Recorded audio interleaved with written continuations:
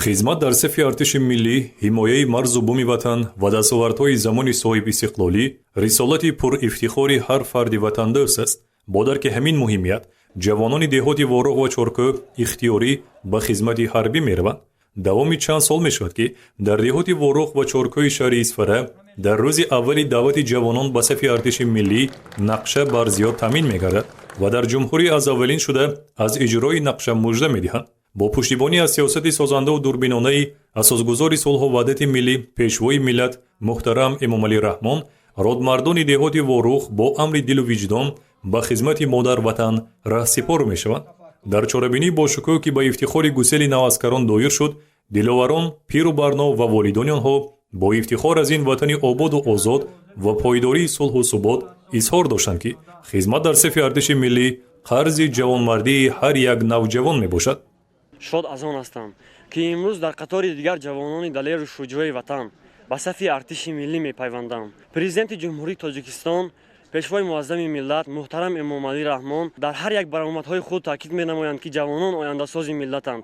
این اعتماد و باوری جناب عالی ما را وظیفه‌دار می‌کند که از هر وقت دیده بیشتر هوشیار، زیرک و دانا باشیم و محافظ خاک وطن خود باشیم. افتخار از آن می‌کنم که نبره من امروز در قطار فرزندان برآمد دلیر وارق با خدمت مادر وطن می‌روند.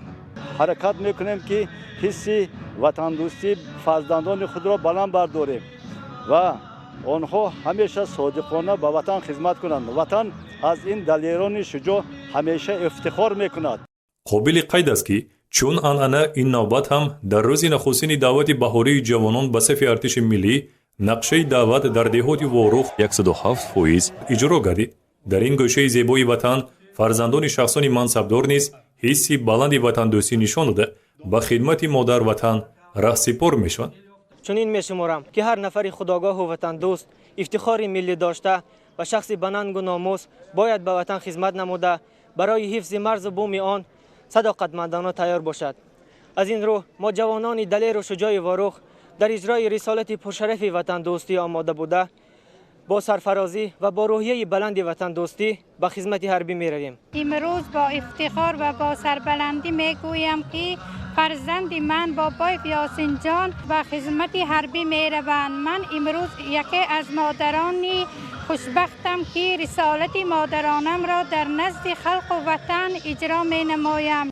در دهات چرکو به مناسبت گسیل دلاوران چرکویی چاره‌بینی ادامه برگزار گردید. چون سالهای قبلی در روز نخستین آغاز معرکه دعوت بهاری جوانان به صف ارتش ملی در دهات چرکو نقشه دعوت تامین گردید، حس وطن دوستی، افتخار ملی و مقدس دانستن مرز و بوم وطن باعث آن گردید که جوانان با امر دل و وجدان به خدمت حربی روند و نقشه در روز نخستین دعوت تامین شود. پس از ختم مکتب میانه با خواهش خودم به خدمت وطن مادر میروم. وطن افتخار، شأن و شرف، ننگ و ناموس و آبروی اعتبار ماست. خدمت به وطن قرض فرزنده ما جوانان میباشد. من باوری دارم که این جان من البته با سری بلند خدمت مادر وطن را به جا آورده صافدلانه صادقانه خدمت نموده و پیش پدر و مادر خود برمیگردد. جوانان دهات وارق و چرکو همچون پیروان اصیل پیشوای معظم ملت با سربلندی و افتخار بزرگ هر سال به خدمت مادر وطن میروند. مشاهده میشود که معرکه دعوت جوانان به صف قوه‌های مسلح مملکت در دهات وارق و چرکوی شهر اسفره به یک معرکه شادی و نشاط تبدیل یافته. والدان فرزندانشان را با افتخار زیاد و سربلندی به عسکری گسیل میکنند.